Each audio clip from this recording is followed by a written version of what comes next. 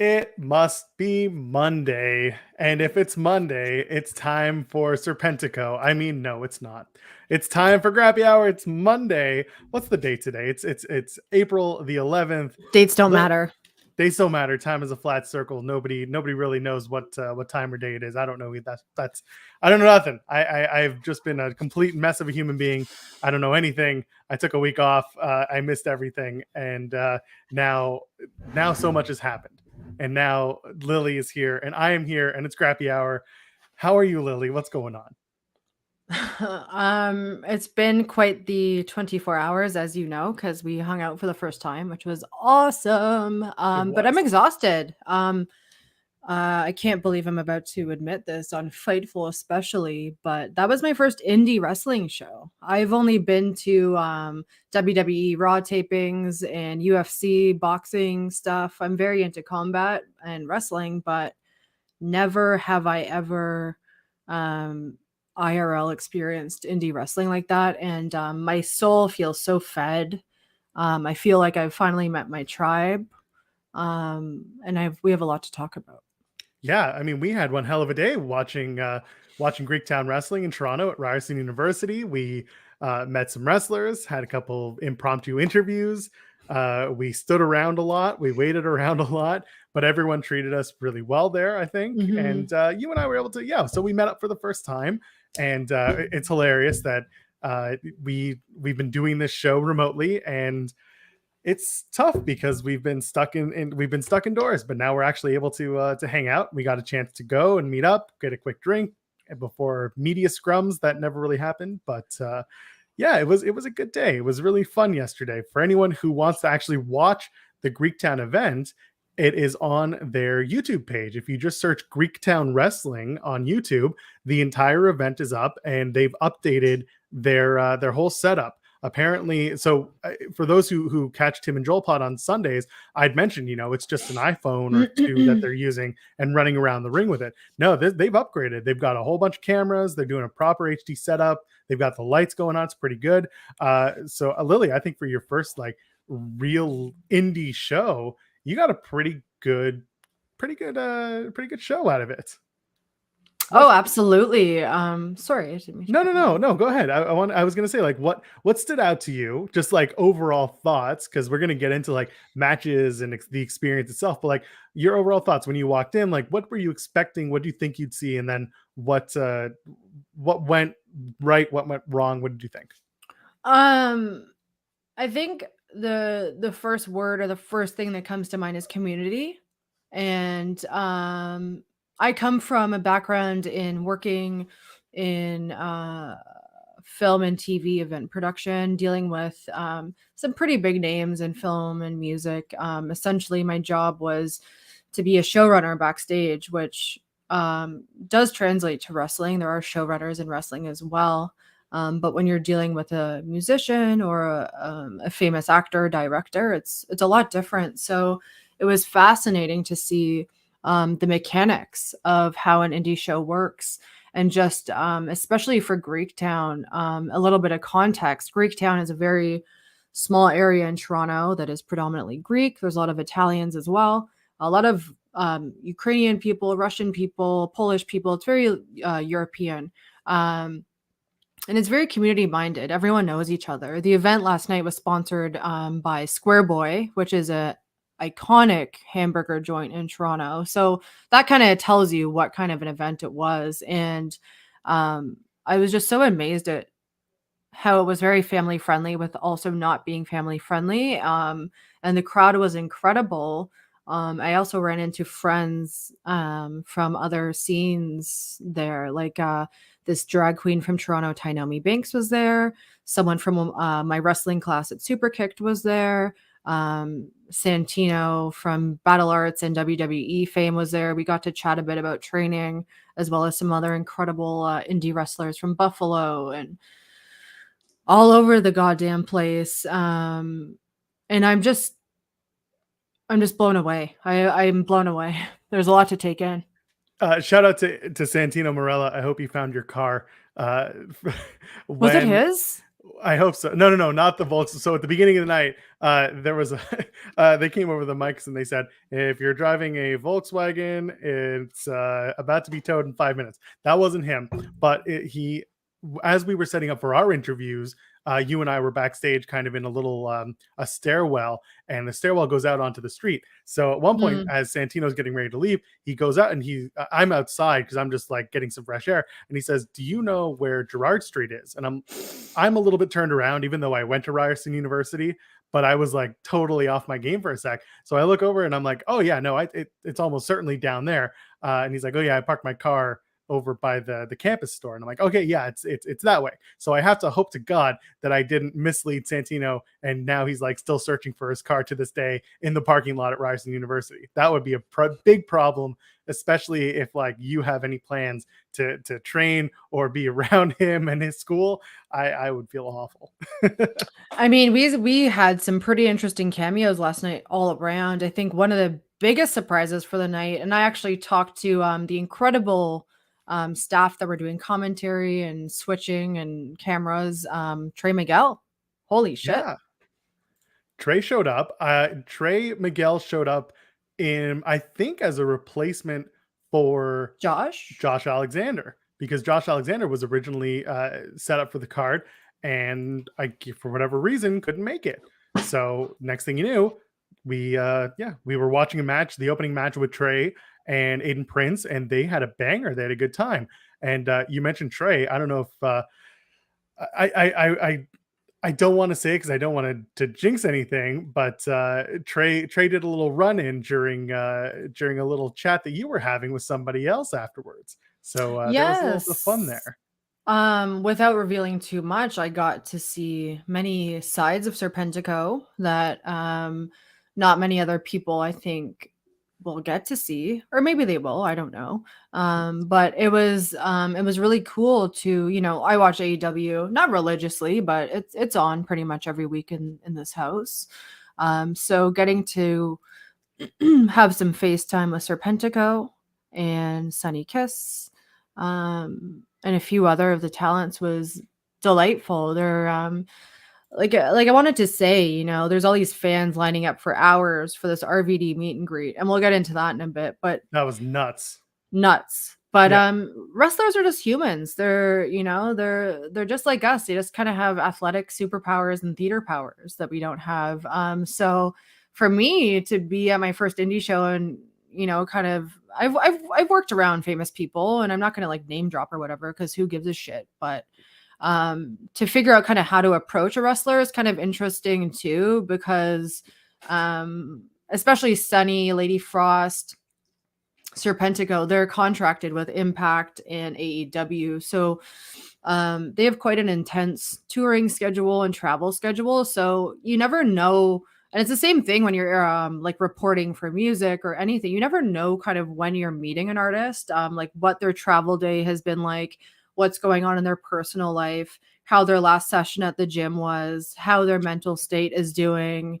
Have they eaten yet? Have they had a cigarette or whatever they need to calm down? So there's a lot of factors that I think people don't really take into account with any performer, but specifically with wrestling, because you're putting everything out there. A lot of it is kind of like timing. So we were there, and kudos to you, Joel, for like just being amazing yesterday, because we were there from like 3 till like 11 at night. But we did get some material, and whether or not it gets used, I don't really give a shit, because I think you and I obviously got to meet, which was awesome. And we had some moments that I think, like, looking back in a few years, will be pretty funny. It was a really good time. And honestly, Yeah. like, I'm so used to this. You and I talked about coming from music worlds of our own. Mhm. And for me, like, I'll tell you a quick story. So I'm probably about 19 years old, and I went to go catch a couple of bands, including one that my friend was playing in, and he was one of the opening support slots. He had been picked up just to play with this band, so he wasn't like a full-time member. And I kind of knew the other guys from the band by other means. So they were super late getting into town, and they were all just like tired and frustrated and everything. And like, I don't forget what I forget what I said at the time, but like, I opened my mouth to the lead guitar player, and he just shot me this really shit look. Mm. And I felt awful because I don't know what I said, but whatever it was, they had just gotten there. Maybe I was just rushing him into something that like he wasn't ready for. Either way, like just leading to your point, like you don't know what these people have gone through in a day. And Mhm. then probably 20 minutes later, he and I were chatting, and I was just like, "Hey man, I'm sorry about earlier. I didn't mean to like rush or do whatever." And he was like, "No, it's fine. It's just been a long day." And most 99% of the time, you don't know what people are going through in the day. You don't know how it's been. Maybe their blood sugar's low. Maybe they're having a rough day. Maybe the gym was bad, like you said. You just you don't know. And eventually, everyone levels out and everyone becomes pretty normal. And that's what happened in my case. And that's basically what happened to us too, because we had a couple people who were a little chilly when we spoke to them. But then after like give them a 30-minute cool down just to do their own thing, they were like, "Hey, everything's fine. Let's chat. Everything's good." Yeah, no pun intended with chili. Miss Lady Frost, when I approached her originally, I think my timing was kind of off because she kind of just got into the venue. She probably didn't know where the hell she was. And actually, I don't think I asked her if it was her first time in Toronto, which I don't think it was, but she probably wasn't familiar to the space. And she was very cold, like very icy, which I didn't know if it was like a kayfabe thing or whatever. But Sean told me that like she's lovely and just to kind of, mention Fightful and all that stuff. So I kind of gave her some space and saw her backstage a little bit later and reapproached her after her match, which she won. Woo. Uh, and I approached her again and it was a lot better. Like she was like, she laughed and we had our little private moment. And yeah, it's all about timing with anyone really, like even with me, if people approach me at a certain time when my blood sugar is low or if I'm on my period or if I had a shitty day, like I will snap at you. And I've had to apologize to coworkers and family members and all types of stuff for being like, I'm so sorry. I was just having like a really rough day and I apologize for how I was acting. Like it had nothing to do with you. It was totally me. But on the opposite end of that, everyone was lovely, like Yeah. including Lady Frost. Like we said, it was just timing. Jody Threat is such a sweetheart. And I think a lot of wrestlers, there's kind of two breeds of wrestlers in terms of interacting with fans and media. There's the ones that really like to be active on social media and in media. And there's the ones that kind of just don't care either way. And I think that Jody Threat is one of those people. And I think the Lady Frost also is one of those people where it's not that she doesn't want to do interviews or meet fans, but she wants to like make sure that like she's protecting her energy as well. Yep. So I hope that our paths will cross again, and I'm sure they will. Absolutely. Oh, by the way, if you're here, welcome. I mean, chat. We'd love to see you, and we're following what you're saying.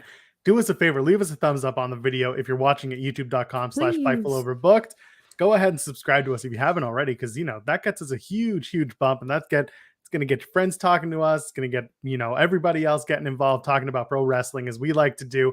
And also you can support us with some super chats. If you hit that little $sign in the chat window here on YouTube, you can support Lily's mask habit. And you can help fund us here because we are self-funded here at Fightful Overbooked. Send us your super chats. We'll get them read on the air. And we have a Discord. It's over in the link in the video description of this video. It's a free invite. Go and join us here on the Discord. We talk wrestling. We talk everything. Sometimes we show off our food. Sometimes we self-promote. We get a little bit of everything everywhere. And it's been a busy week, a busy few weeks.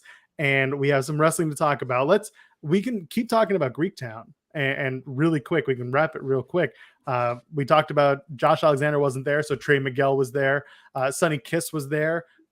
Who else was there? Serpentico was there, having a really fun match with Space Monkey. If you're not familiar with Space Monkey, then you should probably go check him out. Puff. Because Puff was there. Buffalo Boy Puff was a big dude, a wonderful guy. He's worth checking out. Who else was on? The main event, I think, is a team that people need to check out. They're just two big dudes. They are athletic. They're tall. They stand out in a crowd. If you haven't seen the main event, go out of your way, check them. I think it's Main MANE. Just great guys and also just fun to watch wrestle. They teamed up with Jock Sampson. And for anyone who's familiar with Jock Sampson, maybe you are, maybe you're not. I think he's based in Ohio. Jock is like he calls himself the king of the one night stand, but he's a bigger dude who wears a cowboy hat, talks with a drawl, southern drawl, and he's the antithesis of what he says. But right now he's a face at Greektown, and that was a recent turn. So him teaming up with the main event was so out of place because you had Puff teaming up with these other guys, and Puff's very much a face in Greektown. So that was a 6-man tag that just made very little sense, but was a lot of fun to watch. And then in the main event, we had RVD. RVD took on Channing Decker in a really fun hardcore match. I went back, watched it because you and I were a little busy at the time, but we did get to see RVD do a little bit of stretching before he went out there. It was pretty intense. I'm also pretty disturbed that you're not going to mention that Psycho Mike was involved in the show last night, because holy crap, that was such an incredibly funny match. I think Del DeLuca, incredible talent. I believe he was the third property brother in like another like indie in Ontario. And I love wrestling. I love all different types of wrestling. We all have our own wrestling. I always like to ask people, what is your wrestling? Because we all have it, but indie wrestling is so alive and well right now.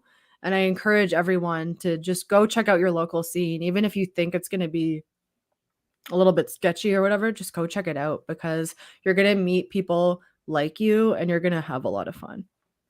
And it is a lot of fun. And you're going to meet very different people from the types of people you see interacting online. Twitter isn't real. Social media is not real. The people who are at the wrestling show, you know the ones you want to talk to by who they are and how they react to each other and what's going on at the show. There are some really good people out in wrestling. Greektown is my local, so maybe you find yours, maybe you'll find multiple. Just worth your time to go and watch some independent wrestling. You'll always find something new. You'll always find a little bit of a community, maybe new friends each time. Back in the day when I used to go to watch bands perform, I would show up at the venue hours in advance to stand in line because I wanted to be at the front of the general admission in the pit. And I would have a group of friends that I would meet up with there, and we'd chill all afternoon, just hanging out, talking about music, doing our thing. And that was the best part about wrestling, and that was the best part about music. So go ahead, do it.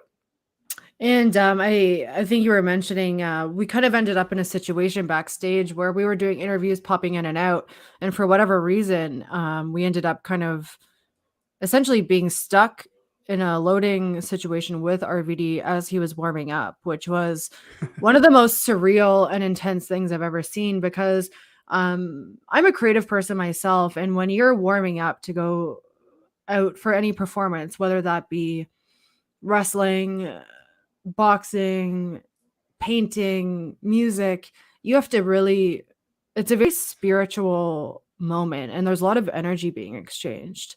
And RVD, he's actually like, he's very muscular, but he's not like huge. He's 6'1". You can all see the photo of us together. Like, he's not that, like, he's bigger than me, but not much taller.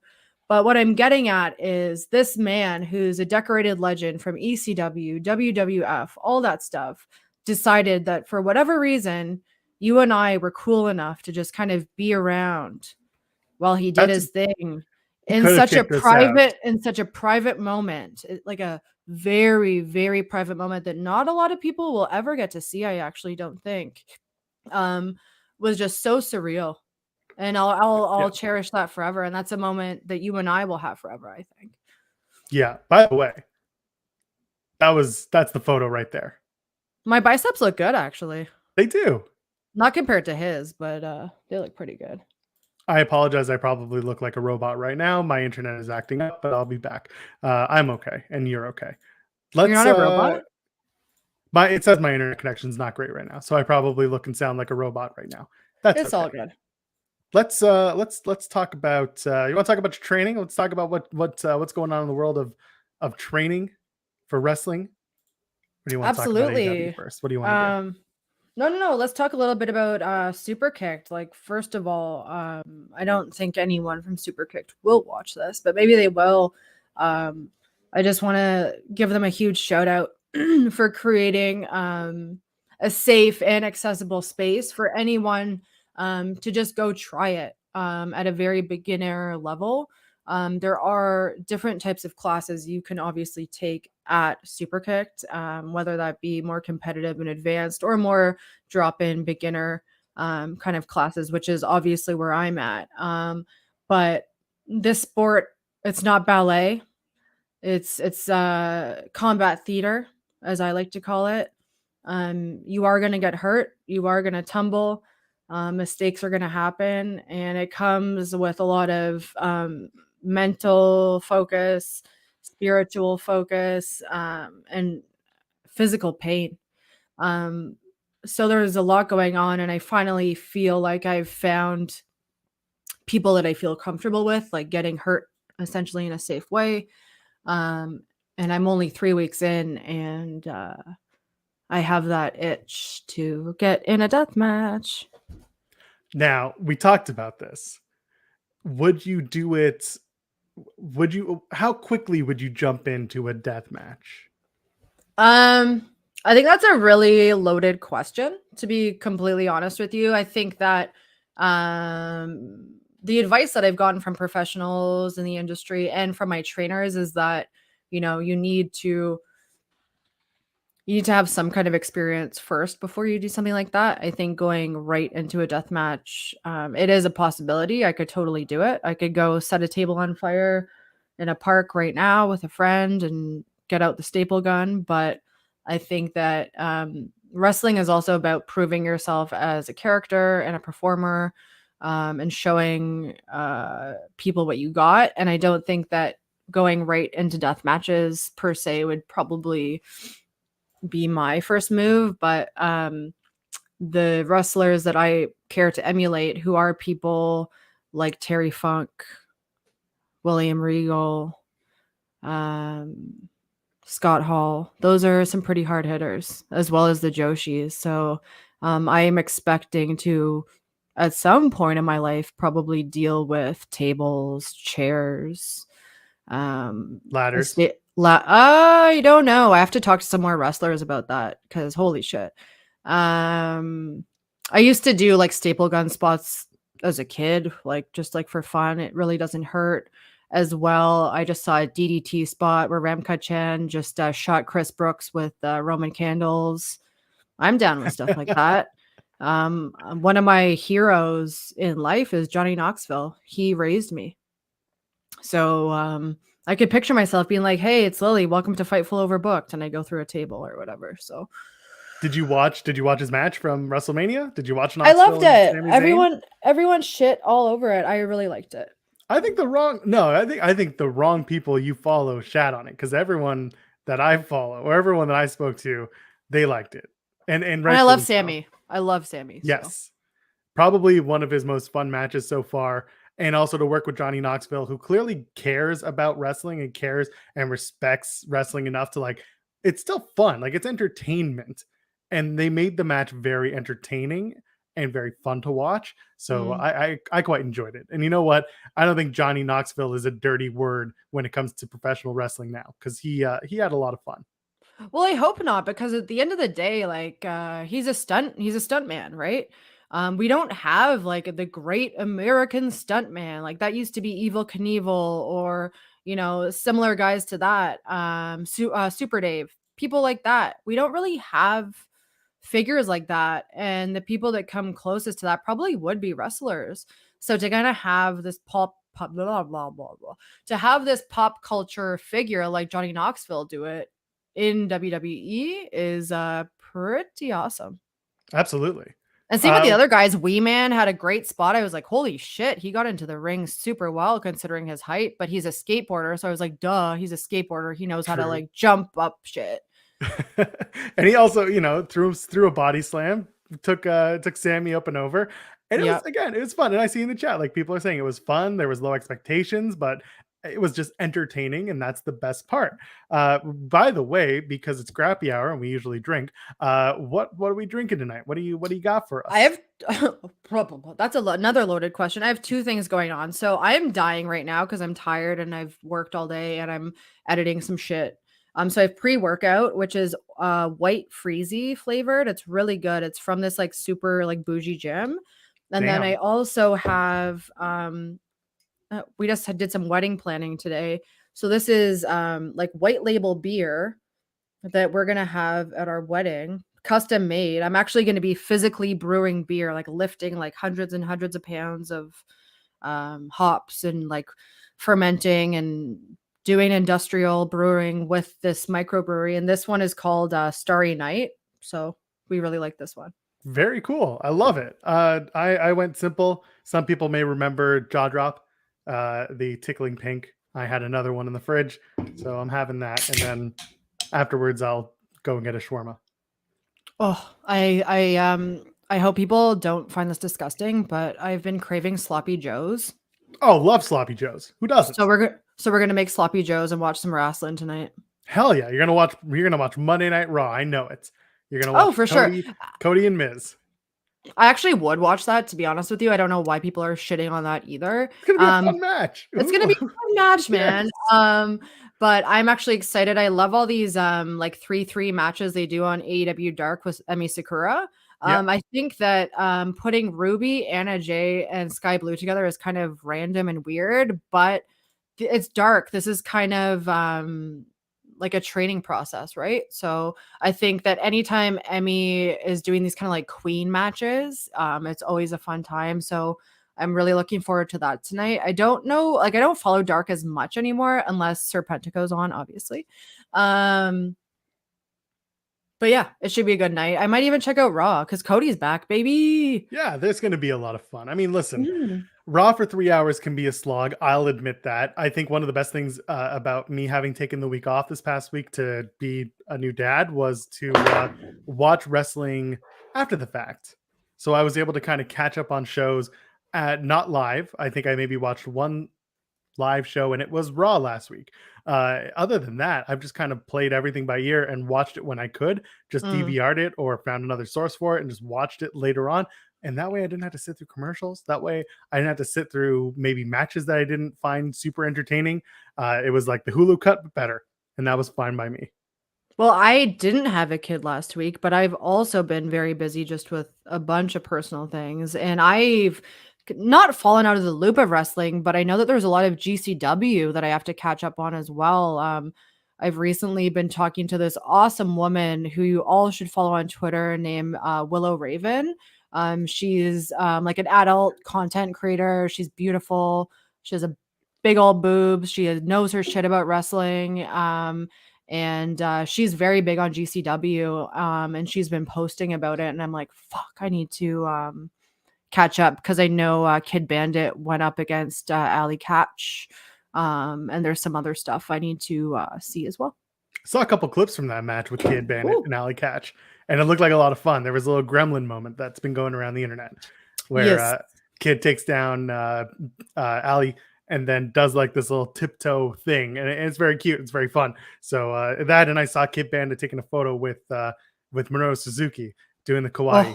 And being amazing. Like super excited for it, and then saying Suzuki's gonna kill me. So it was good. Liv too. I saw Liv Morgan got a photo with Minoru as well, which was incredible. Minoru Suzuki is making the rounds and taking photos with every hot commodity in pro wrestling. I'm excited for that. I love it.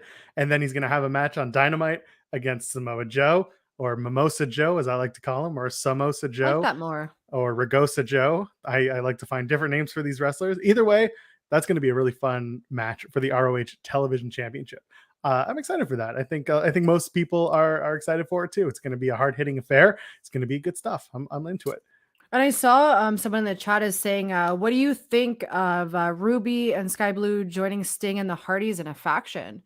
That's actually something that I haven't considered. The thing that I don't see really working with that is that Sky Blue is kind of a face, whereas Ruby is kind of like on the darker side. So I don't see why Sky Blue would want an alliance with the Hardys, because I think that the Hardys are kind of wild cards, right? I don't see that wild card factor with Sky Blue, which I do see with Ruby. But I don't really see it with Sky Blue. And I think that she's quite green. Her look is very good, but I think that her in-ring skills are still quite rusty. And I think that that's kind of why they're giving her all these like dark matches to kind of get her chops up. Unfortunately, I personally haven't seen much improvement with her matches, and I hope to see more improvement with her matches. But yeah, that's an interesting. That would be like an interesting booking for sure. I'm just trying to wrap my head around how everything would fit in that quad. Ruby, Yeah. Sky, Sting, and the Hardys. Sting and the Hardys seems like something they've been doing. They've been teasing it lately on Dynamite and on Rampage. Ruby has been kind of on Elevation and nowhere else, and then Sky Blue has kind of shown up on Dark a few times, but otherwise, I don't really see. I don't see the fit. That's all for me. Ruby, I think the Hardys might be a little leery of just adding a single woman to the faction Mm. because then the Team Extreme comparisons will start. And it would just feel a little weird if it's like Ruby Soho is the punk chick, Lita was the punk chick. It's the Yeah. same, and then you are open to the scrutiny of like it's just Tony recreating the Attitude Era, but clearly that's not what it is. But people will very much jump to that conclusion because that's just what happens. Should I put it on? Dude, if you want to put it on for the video Because watchers, I got this off Serpentico, so yes, that's true. So for the video watchers, what you're seeing now is Lily's got a Serpentico mask that she purchased from Serpentico at Greektown Wrestling this past Sunday. For the audio watchers, you're gonna have to go back and watch because it looks good. It actually it's a legitimate mask too. It looks really good. yeah, the quality is incredible, and it's made in Mexico. I don't know how well you can hear me, but I was actually saying to Serpentico, like this is so much better than a COVID-19 mask. I might start wearing this like into the grocery store or when I go or to the pharmacy, etc. Because it still covers your nose, your chin. So you're following COVID-19 protocols with this completely. Yeah, exactly. It's comfortable too, isn't it? Yeah. You just got to Yeah. lace it up in the back and you'll be good to go. Yeah, I'm probably gonna have to add some laces onto the back, but huge shout out to Serpentico for just being a lovely human being for the most part. And you know, just being amazing and not being as big as I thought. Like I knew he's small. Like, I know luchas are usually smaller, and I'm not trying to be like, oh, he's so small. He's like Marco Stunt, but people on TV, and I mean all wrestlers, they appear so much larger than life because of their personalities. And Yep. TV does make everyone look bigger, right? So when you meet Sunny Kiss, when you meet Serpentico, Lady Frost, you're like, oh my goodness, you're so teeny tiny. And not in a bad way. Like it's just TV makes people look so much bigger. I don't know how tall I am. How tall do you think I am? Like 5'6"? No, you're a little bit tall. Were you wearing boots last night? Like that? Like not really. Like You were wearing a little bit heel. Yeah. So I'm 6 feet tall. So you were probably about 5'8", maybe. So I'm pretty tall, I guess, for a chick. Like, because even next to Lady Frost, I felt like a hoss. Well, yeah, Lady Frost is maybe about 5'2". She's small, Yeah. and she admits that she's small. She's like, I think on Twitter this morning she said something about taking up 2 airplane seats because she's so tiny.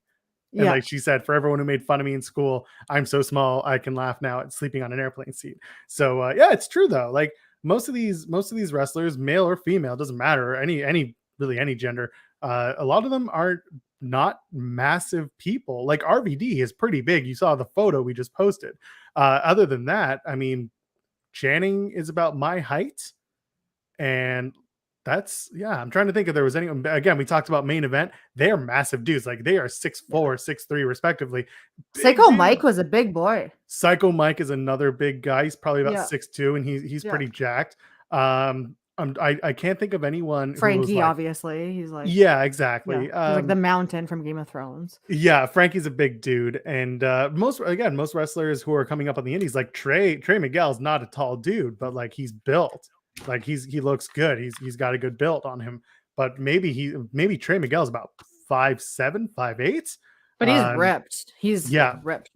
But also, I got to say this here. Shout out to Trey Miguel because for those of you who listen to The Weekender with Steven Jensen, Steven has spent months and months talking about the Meteora as a finisher and why he doesn't like the use of the finisher for Trey Miguel. So Trey and I had a little bit of an exchange on Twitter, not on Twitter, but we took a video of Trey explaining to Steven why he's wrong about using the Meteora, and also dedicating his victory at Greektown to Steven Jensen for using the Meteora. It's a really cool video. Maybe it'll see the light of day. So far, the only person who's seen it is Mr. Jensen himself. I wanted to troll him with that last night. But Trey was a really good sport and told me a really cool story about why he uses the Meteora and further opened my eyes to why it's cool that he uses it. He got it from Shima. and he told me a whole story about why he does it. He tagged Shima later on when he was talking about the story on Twitter, and just a really good dude. I liked him a lot. And there was a good point where some hecklers in the crowd, someone brought up that he has soft hands, and someone in the crowd said, "Choke him with your soft hands." It was so funny. And it was incredible. That group of people who were standing in the back were somewhat obnoxious, but they were got pretty a few sexist, over. But really funny. They got a few over, and I was just like, "Oh, damn it! I got one over when Del Luca was doing some crazy flippy shit, and I was just like, yellow card, because soccer, right? He's a soccer player. Yeah. And then before we move on to AEW talk, which I'm sure everyone wants to get into, the funniest moment for me that just kind of showed why you and I get along so well was they did a dark match with they did like a scramble 4-way type of thing, and after the match the lights are all still on in the venue, and they did it for the dark match, and then everyone leaves the ring and it's silent. No music, no hype, no nothing. People are just sitting there. They're not even talking. Like, because it's the first match just happened and it's a big room and people are just so confused. And all of a sudden, there's like close to 300 people in the room. And all of a sudden you're like, and you just start doing the slow clap. And I'm like, all right, here we go. And everyone in our section started doing it. And then all of a sudden the whole venue starts doing it. And then they started playing music and then nothing happened. They just kept playing music while they kept setting up. We were like kind of helping the show in a way, because we were kind of in like the ECW entrance. Yeah, we were right at the entrance.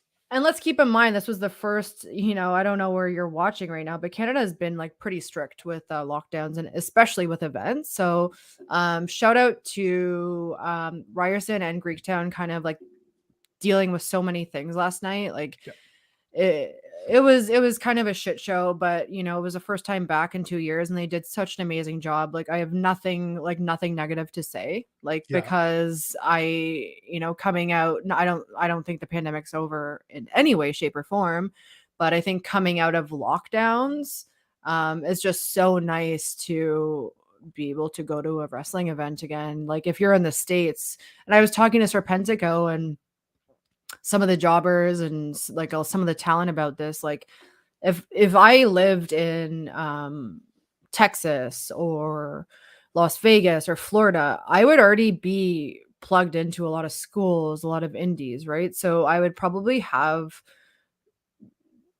just be able to have more experience. Like, I was like talking to some people that went to the Nightmare Factory last night and all over, like from Buffalo, and they're like, oh, come to this gym in Buffalo. I can't just go to a gym in Buffalo. Just pop in. It's fine. Just go walk across the border. So it's like, okay, so maybe I'll make like AEW trips where I go to a show and then go train with some of the Nightmare Factory people. I don't know.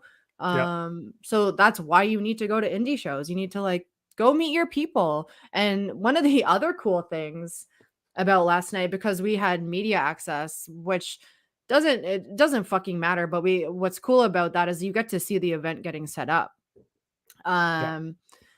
So what I found fascinating was there was a meet and greet for RVD, who is a lovely gentleman, by the way, and he loved my cannabis treat. He actually, my cannabis gift was, I think, the only one that he opened right away. So shout out to the OCS for having safe and regulated cannabis packages that are sealed, not just random dirt weed that you're giving a wrestler. By the way, just before you continue, I was talking to a couple people who were in line and met RVD. For people who don't know, like Rob, he at every show he goes to or works, he absolutely gets pot from everybody. Like people just bring about, could be brownies, it could be edibles, it could be pot itself, it could be drinks, whatever it is. Like RVD will always get it to the point where he brings a friggin' Ziploc bag with him now.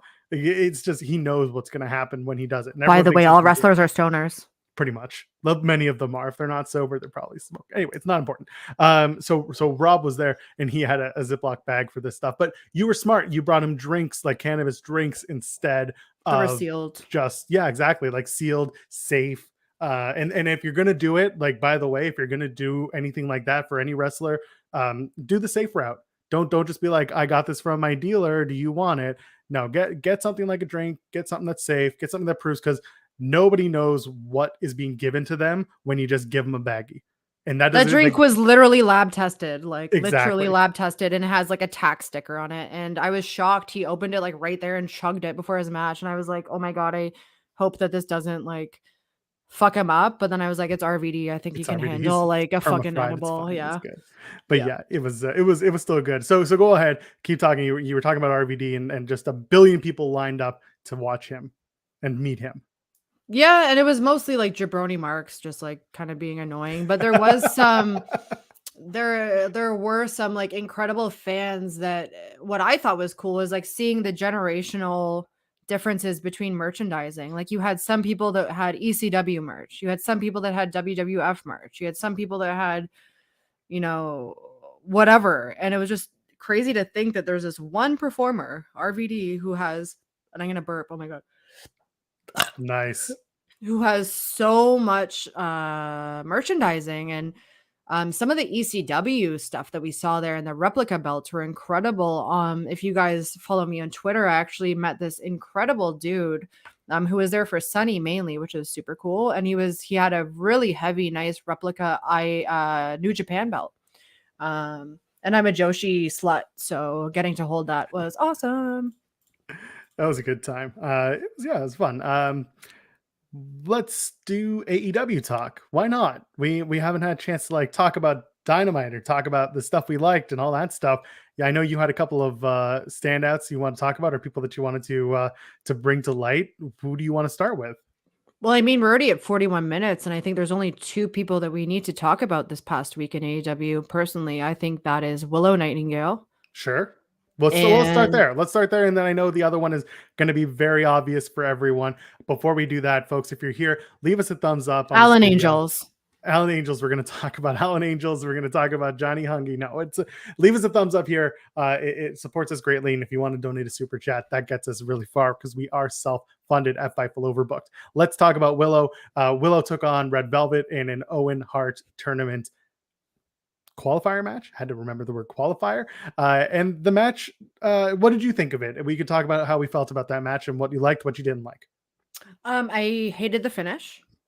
Okay. Hated I it. think that's fair. Yeah. I think that the crowd aspect reacting to Willow just being there was probably my favorite part. And I know that people are like, "Oh, well, that's not part of wrestling," but it is. Because Willow is a draw right now. Willow is blowing up right now. Willow is proving that she can do pretty much whatever she wants in any promotion, whether that be NWA, Impact, ROH, AEW, etc. And I think that um, the women's division in AEW needs more talent like Willow. And when I say that, I mean her style of wrestling, her personality, what she brings. She has something um, that no one else really has right now, including her look. Like she is not only like physically beautiful, she has one of the most beautiful faces I've ever seen. I mean, she's so strong and curvy and beautiful and great gear, but she has a very unique wrestling style that not a lot of women fuck with. It's true. Um, and I think that that's, and same with Mercedes Martinez. I would love to see more women like Willow, more women like Mercedes coming into any promotion. I don't care which one it is, AEW, WWE, GCW, Eve, Beyond Wrestling. I don't care. We need more women like Willow because they, in my opinion, are the future of women's wrestling. And I know that the term women's wrestling is contentious, but I mean, even last night, Jody and Lady Frost, who are so talented, they barely got any crowd response. And I was so disgusted that,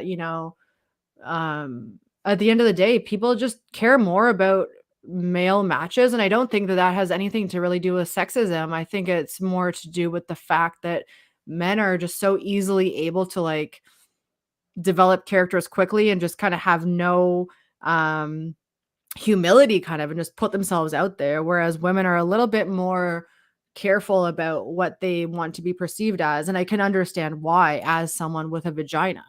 You know what I mean? Yes. Even last night I was, you know what I was wearing, like kind of like a BDSM harness, and tons of people thought I was a wrestler, tons of dudes were giving me weird looks, and I don't mind that at all because obviously I'm putting myself out there, but it was kind of an interesting lesson for me last night as like a woman who's into this. This is a combat sport. That's a very masculine type of activity. So women doing this are not only like groundbreakers, but they're pioneers. Like any single woman you see wrestling, even semi full time, like you better recognize how much that takes, not only physically, but mentally and spiritually. Like there is so much going on. And even myself at Super Kicked, I don't know if you follow me on social media, but I am covered in bruises. Okay. And I'm only 3 weeks into this. So Got to get them calluses up. And the more that you do it, the better it gets. With respects to Willow, she has grown on me. I never thought she wasn't a good wrestler. I just always tried to figure out what her style was compared to most of the women that she matches up with. So when you and I were talking yesterday before we went to Greektown, I was mentioning how Willow's style versus Mercedes Martinez, who she had a match with at Ring of Honor's Supercard event, the style that Willow wrestled was entirely different from Mercedes Martinez. Martinez is very ground and pound and a lot of suplexes and a lot of technical wrestling compared to Willow, who is very flashy and moves oriented. She, like, a cannonball is a big move for her. A pounce is a big move for her. There's a lot of like power moves, kind of similar to Jordan Grace.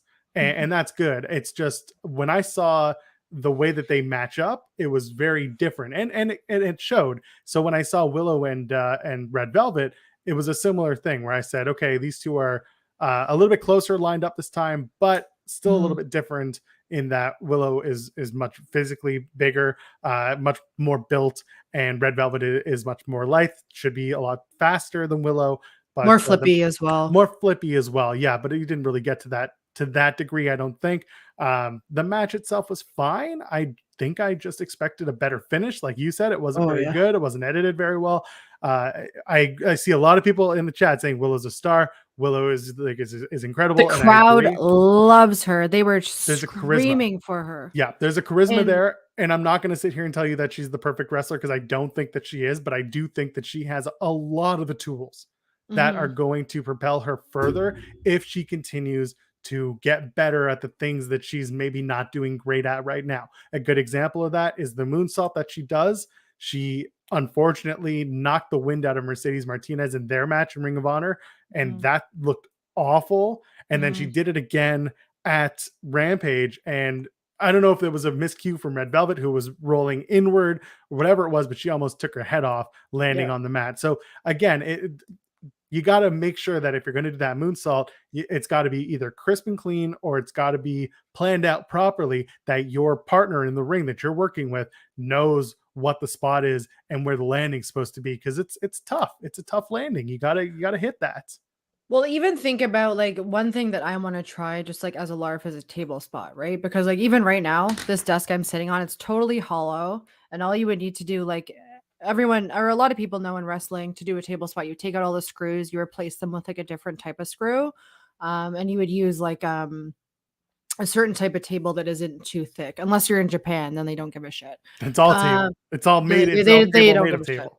But if you think about wrestling, like let's say I'm wrestling, like I'm gonna literally stand up on something like this high. Oh God, you're gonna eat shit if you're not careful. I'm not. And then I'm gonna flip forward through a table. You have to like figure out like how you're gonna put your arms and all that shit in like a split second. Yeah. So it's like these simple moves that like people are like, oh, whatever, it's a botch. Like it's hard. Like I literally gave myself a black fucking eye doing a snapmare last week. Okay. Yeah, and that's the toughness of wrestling. It ain't easy, and it ain't ballet, as they keep saying, right? But ballet is also a pretty damn hard medium, because if you see their feet, oh buddy, it is bad news. It is rough. By the way, Ryan, thank you for the super chat. Says, I left you a thumbs up already, leave me alone. Well, I'm not going to leave you alone until you. No one likes you. I can't blame them. I really can't blame anybody. I'm a pretty awful human being. Like, I'm not a likable human being. I get it. I wonder why we get along then. That kind of says something about myself then, I guess. I'm just a fake. It's fine. It all works out. It all comes out in the Mhm. wash because people think that I like run this show and run this channel, and therefore they're nice to me. But then they realize I'm just a giant piece of shit. I haven't seen that side of you yet, but one person I also have to mention before we get into Wheeler, Utah, obviously, is RJ City, Yes. who was not at Showed up, Greektown didn't Wrestling. show up, and he's a piece of shit.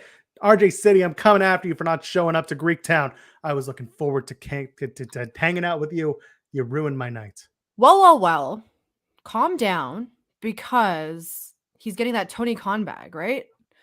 If you had the opportunity to get Tony Khan dollars, I think you would do it too. I would. And more importantly, I mean, I guess you hate RJ City, and that's totally fair. You can hate RJ City as much or as little as you want to. But I respect that he doesn't think that Sean Ross Sapp is a legitimate journalist because I also agree with that. Well, I will leave that conversation to another time with you and Mr. City. RJ and I actually get along quite well. Seeing RJ at Greektown and seeing him at Toronto shows is one of the highlights of my times. But he wasn't I'm just there. trying to shoot on Sean. Oh, that's fine. I do it enough that he's going to threaten to fire me. Let's talk about Wheeler Yuta real quick. And by the way, I know people are talking about dogs. People are talking about young bucks. Talking about FTR. Let's see some. Oh, no dog. Okay, I was trying for the segue. He's being a weirdo. Yeah, we do have to talk about FTR as well. Me and my soon-to-be husband both cried at the end of that match. Really? Yeah. What did that? If you don't mind me asking, like what was the emotion? How did you get to that? I think it was the Briscoes Supercard match that did it, by the way. Oh, okay, got it. I thought it was the Bucks match you were talking about, but yeah, no. That Ring of Honor match. It was the Supercard match. Yeah. Great. Do you understand why we cried? Or I think I do. Yes, there was a lot going on there emotionally from all sides, not just FTR, but also the Briscoes, the end of an era potentially. Yeah, I understand. Yeah, and the way that specifically Dax has just been kind of dealing with that match fallout on social media has been so genuine. Like the fact that Brett called him and he broke down crying. I mean, I would too. Holy crap. I'm just so happy that like we're alive to see FTR doing what they're doing right now.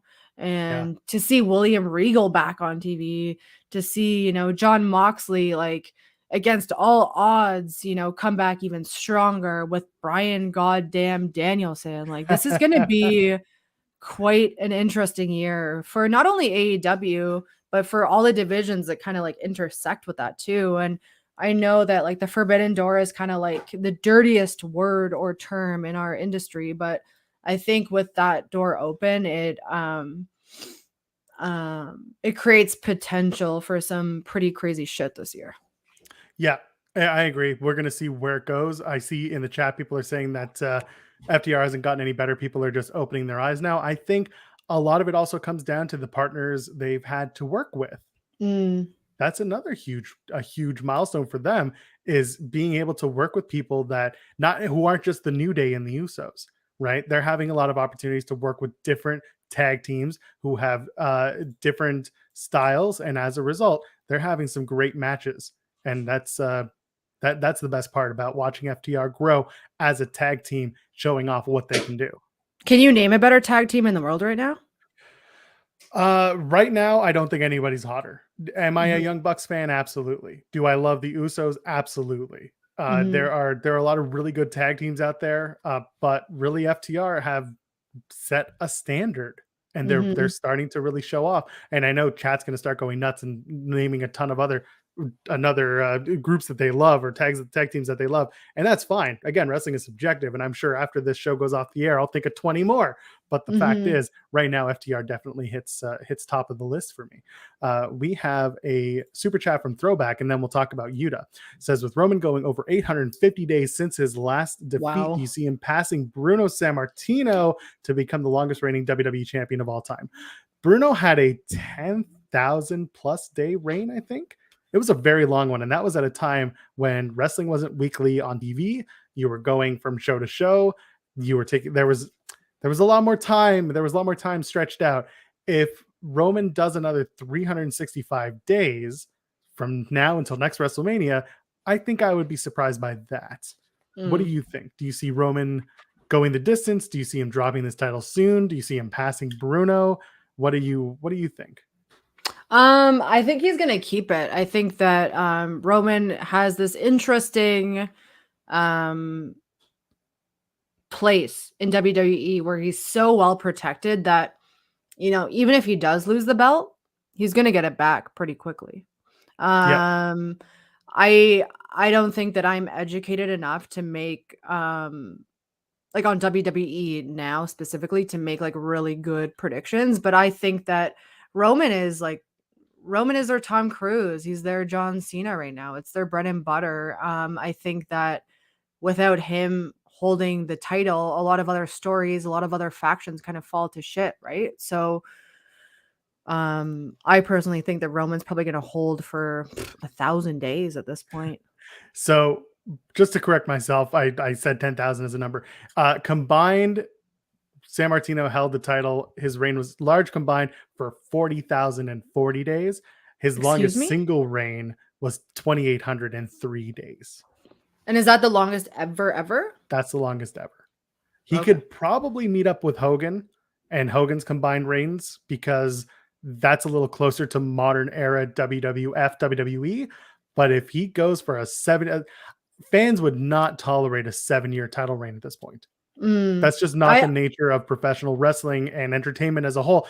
TV shows don't play off, you know, a season arc still has to have multiple twists, turns, and side stories in it now in order to be entertaining. And that's just regular TV drama.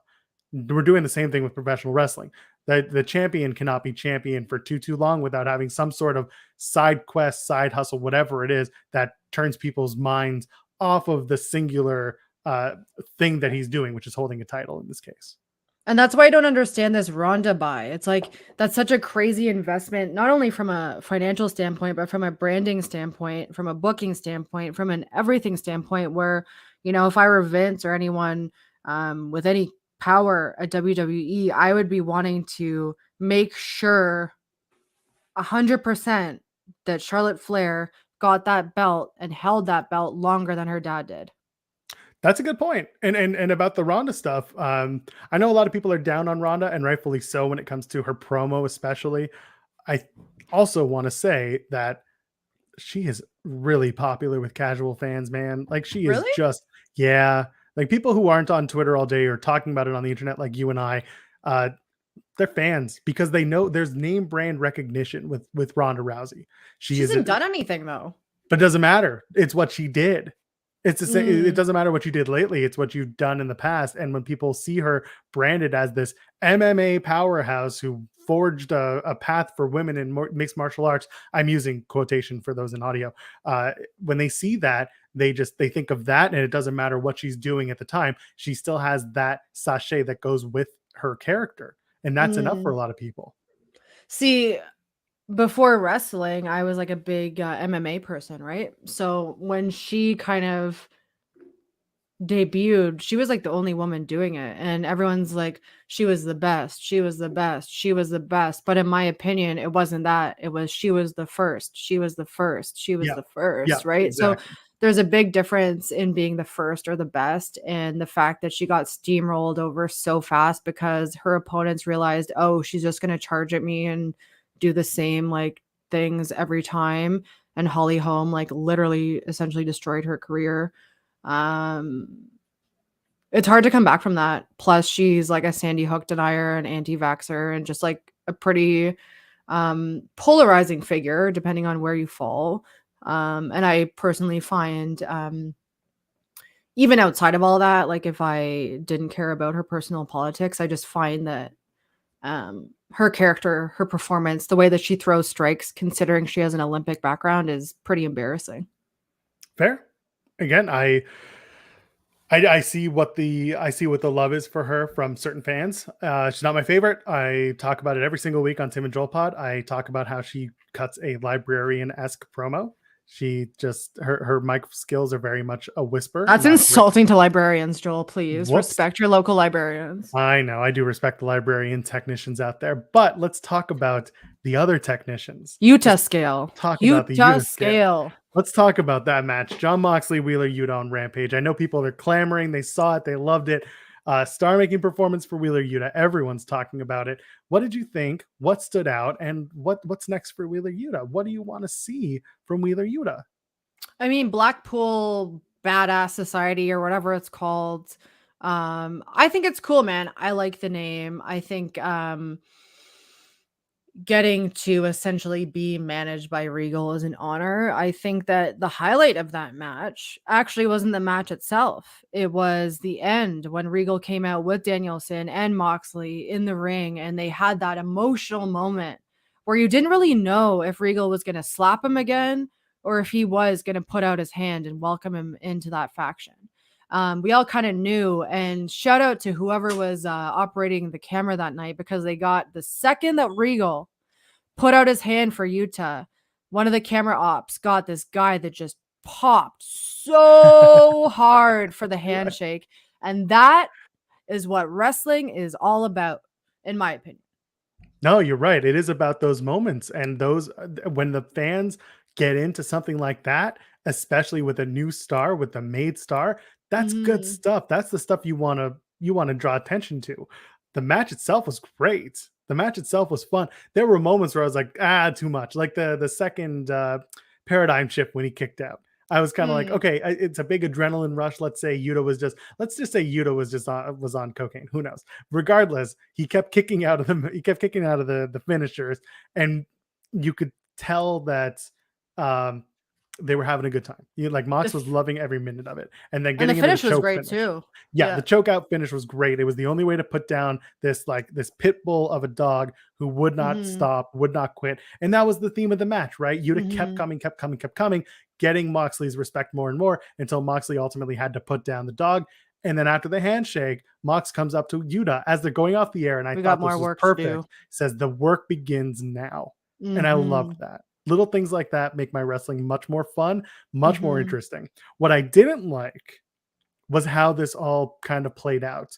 And we talked about it on Tim and Joel Pod, where they just kind of shoved best friends to the side for this. And they didn't play out the Trent versus Yuta dynamic. They might moving forward, who knows?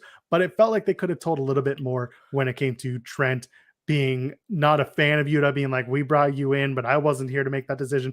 I wanted Yuta and Trent to have a match where Yuta won, and then Trent respected him, went to shake his hand, and Yuta said, no, forget you. You didn't like me. I beat you. Now you like me. Forget you. I'm out.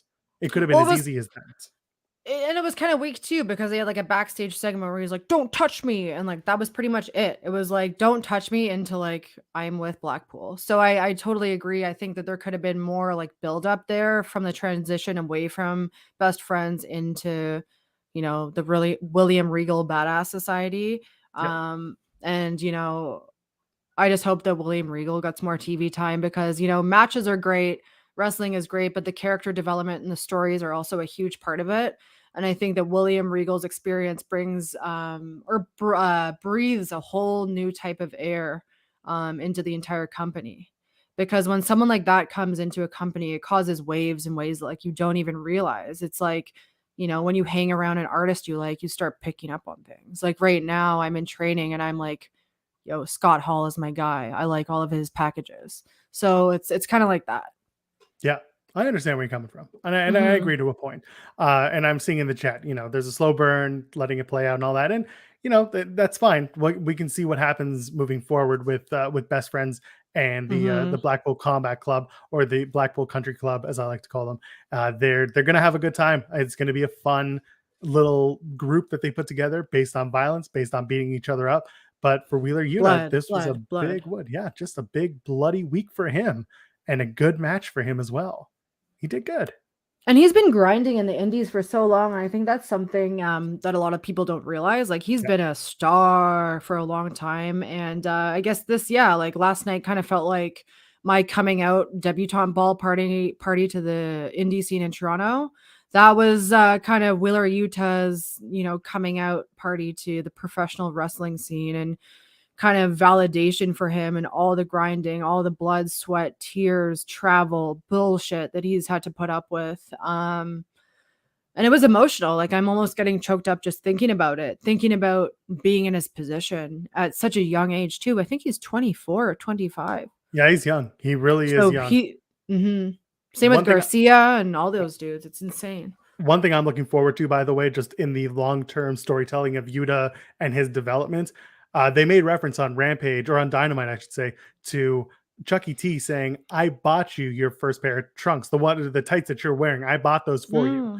I want Yuta to come out wearing completely different tights on Wednesday or Friday. Whenever he's on the show next wrestling, I want a Blackpool look. Totally different. Yeah. Something totally different from him. And that's going to show me that they're really paying attention and not just falling into Easter eggs that people figure out for themselves when they're writing their 50,000 word dissertations about wrestling and why they love it. We like layers. We like wrestling like onions. We want lots of layers. That's right. Wrestling is like ogres. Oh, maybe I'll watch Shrek tonight for recovery. I think you should do that. I think we should get out of here. I think it's time to. We should. We went over a little bit. Look how much we had to talk about today. We did not expect it, but we had a lot of fun this past weekend at Greektown. That's been great too. Yes, it was a good time. Good chance to meet up. We'll do it again soon. We're here on Mondays. We drop content on Fightful Overbooked all the time. Subscribe to us here. Leave a thumbs up. Lillie, where can the people find you and Serpentico on the internet? Follow me at Serpentico. No, follow me at Lillie Z on Twitter. Follow me at Lillie Z on Instagram. I'm going to have a link tree soon so you can stalk me. I'm going to be dropping content on pretty much every platform except for Instagram. There you go. It's Fightful Overbooked, youtube.com/Fightful Overbooked. I am at Joel Pearl, JoelPearl. Folks, thank you for bearing with me for the last couple of weeks while I got myself back to normal. We'll be back. We're always here. Love you very much, ladies, gentlemen, friends beyond the binary. We'll see you in the next one. Cheers. Have a good night. Enjoy Raw. Enjoy Dark Elevation. I don't care.